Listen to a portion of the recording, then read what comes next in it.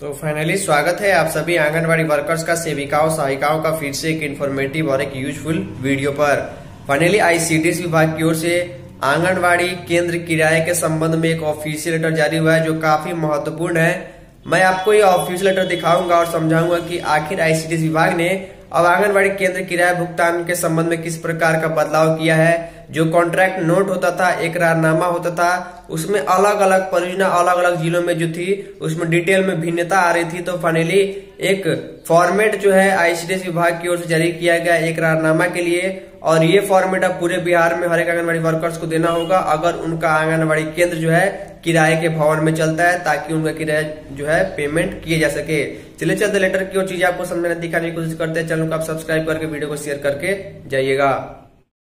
तो फाइनली देखिए, अगर आपका आंगनवाड़ी केंद्र जो है किराए के भवन में चलता है, आपको आंगनवाड़ी केंद्र के लिए आईसीडीएस विभाग अगर किराए का भुगतान करता है तो इसमें एक बदलाव करते हुए एक अपडेट जारी किया गया है। लेटर जो है आईसीडीएस विभाग का ऑफिशियल लेटर है, संचिका संख्या 6342। लेटर जो है 22 दिसंबर को ही जारी किया गया है। जारी करने वाले हैं आईसीडीएस के डायरेक्टर। सभी जिलों के डीपीओ यानी जिला प्रोग्राम पदाधिकारी को लेटर जारी किया गया है। और लेटर का विषय जो है, पत्र का विषय है कि आंगनवाड़ी केंद्र किराया एकरारनामा के संबंध में, यानी कि जो कॉन्ट्रैक्ट या फिर जो भी एफिडेविट आप जमा करते हैं उसमें कुछ बदलाव किया गया है। जरा ध्यान से देखिएगा, नीचे की तरफ हम आते हैं। लिखा गया है, महाशय उपयुक्त विषय कहना है कि किराए में संचालित आंगनवाड़ी केंद्रों का केंद्र किराया एकरारनामा में समरूपता नहीं है। यानी कि किसी जिले से जो है एकरारनामा का जो फॉर्मेट है कुछ अलग टाइप का आ रहा है, किसी जिले से अलग टाइप का आ रहा है। इस प्रकार किराए में संचालित आंगनवाड़ी केंद्र तो किराया एकरारनामा का प्रारूप पत्र के साथ संलग्न कर उपलब्ध कराया जा रहा है। अब एकरारनामा किस प्रकार का होगा, क्या क्या भरना होगा, मकान मालिक का डिटेल क्या भरना होगा, किस प्रकार का जो है साइन कराना होगा, अपने आसपास के जो भी गवाह हैं उनका, उसके लिए उपलब्ध कराया गया, वो भी मैं आपको दिखाऊंगा। लिखा गया, आता निर्देश दिया जाता है किराए में संचालित आंगनवाड़ी केंद्र का एकरारनामा विहित प्रारूप में संधारित कर परियोजना कार्यालय में रखना सुनिश्चित करेंगे। यानी कि अब अगर किराए का एकरारनामा आप जमा करती हैं तो इस प्रकार ही जमा करना होगा। यहाँ पर आईसीडीएस के नए डायरेक्टर कौशल किशोर जी का सिग्नेचर और 22 दिसंबर का डेट देखने को मिल जा रहा है। अब हम आपको ये एकरारनामा का प्रारूप दिखा देते हैं कि अब किस प्रकार किराया आपको मिलेगा, किस प्रकार फॉर्मेट जमा करना होगा।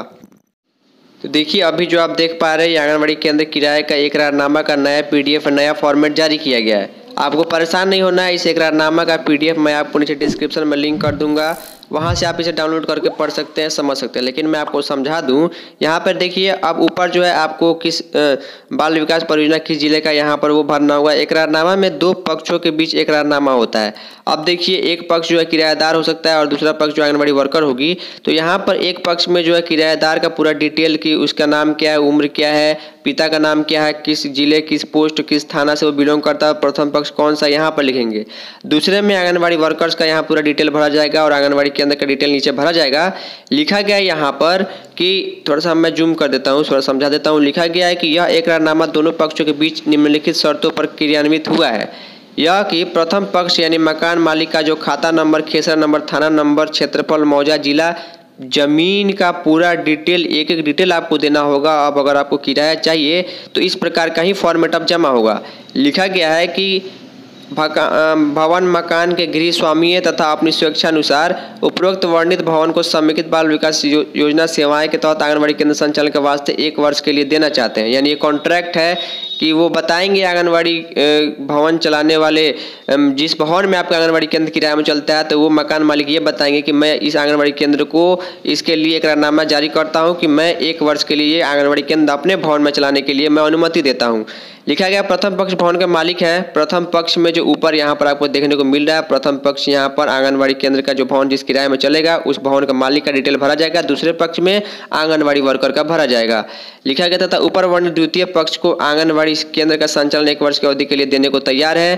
प्रथम पक्ष भारत सरकार द्वारा समेकित बाल विकास योजना सेवाएं के लिए निम्नलिखित दिशा निर्देश शर्तों को अपनी स्वेच्छा में बिना किसी दबाव के पूर्ण होशाहवास से मानने के लिए तैयार है। देखिए, विभाग का जो शर्त, नियम और शर्तें क्या है किराए में देने के लिए। केंद्र स्थल कुल 600 स्क्वायर फीट में जगह में होना चाहिए। इसके अंतर्गत प्रति बच्चा 6 से 8 स्क्वायर फीट का जगह होना आवश्यक है, ताकि बिना कोई बाधा बच्चों मनोरंजन, पढ़ाई, खेल में आराम कर सके। साथ ही 3 वर्ष से कम उम्र के बच्चों के लिए सुरक्षित वातावरण भी उपलब्ध होना चाहिए। आंगनवाड़ी केंद्र स्थल में उपलब्ध जगह बहुउद्देशीय रूप में इस्तेमाल होना चाहिए, ताकि बच्चे खेलने के साथ साथ दरी एवं चटाई पर सो भी सकें। गर्मी के दिनों में बाहरी जगह साफ सफाई एवं स्वच्छ ऊपर से ढका होना चाहिए। आंगनबाड़ी केंद्र के लिए कम से कम 2 कमरा होना चाहिए, जिसकी एक हॉल जो है जिसकी छत 10 फीट की ऊंचाई पर हो, ताकि बच्चे आराम से खेल एवं सो सके। देखिए 2 कमरों का जो आंगनबाड़ी केंद्र भवन किराए के लिए यहाँ पर इकरारनामा में दिया गया है। अब आप कमेंट करके बताइए कि क्या 2 रूम का जो आंगनबाड़ी केंद्र 2 रूम का 2 कमरों का आंगनबाड़ी केंद्र अगर किराए पर लिया जाए तो क्या उतने कम पैसे में मिलना पॉसिबल है। लिखा गया कमरा पूर्ण प्लास्टर युक्त होना चाहिए, ताकि कमरे की दीवार पर चित्रमय सामग्री को रखा जा सके। सारी चीज़ें आईसीडीएस विभाग को चाहिए, लेकिन किराया इतना कम है कि इतना मिलना बहुत ही मुश्किल है। प्रत्येक कमरे की भूतल से 3 फीट की ऊंचाई, 2 खिड़की भी मिलना चाहिए। भूतल से 1/5 भाग के बराबर होना चाहिए। बच्चों की सुरक्षा को ध्यान में रखकर मुख्य द्वार पर दरवाजा भी होना आवश्यक है। रसोई घर एवं शौचालय आंगनबाड़ी केंद्र के लिए रसोई घर के लिए 25% जगह भी होना चाहिए। केंद्र पर स्वच्छ एवं पर्याप्त प्रकाश की व्यवस्था होनी चाहिए।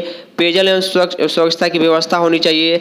बच्चों के लिए सुरक्षित वातावरण होना चाहिए। चाइल्ड फ्रेंडली शौचालय की भी व्यवस्था होना चाहिए। पेयजल के नल बच्चों की लंबाई का अनुकूल, ताकि बच्चे स्वयं इसका इस्तेमाल कर सके। अब देखिए लिखा गया है कि आंगनबाड़ी केंद्र भवन आंगनबाड़ी केंद्र के पोषक क्षेत्र में ही होना चाहिए, ताकि केंद्र के लाभार्थियों को आवागमन की दृष्टि से सुविधाजनक हो। आंगनबाड़ी केंद्र भवन किसी विवाद से भी मुक्त होना चाहिए।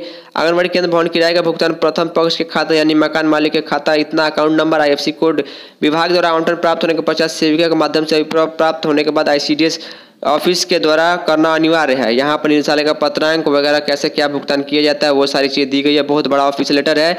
यहाँ पर आपको मैं इसका PDF लिंक कर दूंगा, वो डाउनलोड करके आप और चीज़ें समझ सकते हैं। हालांकि जो मेन चीज़ें मैं उन्हें आपको समझा दी। अब कमेंट करके बताइए, क्या इतनी सारी सुविधा से युक्त किसी 2 कमरों का एक भवन लेने में आंगनबाड़ी केंद्र चलाने के लिए क्या ये घाटा का सौदा नहीं है। आंगनबाड़ी वर्कर्स को किराया कितना कम मिलता है। क्या मकान मालिक 2 कमरों का भवन देने के लिए तैयार होंगे इतने कम पैसे में। कमेंट करके जरूर बताइएगा। तो ये नई जानकारी आपको कैसी लगी। तो अभी के लिए इतना ही, मिलते हैं फिर किसी नई वीडियो में। तब तक के लिए धन्यवाद।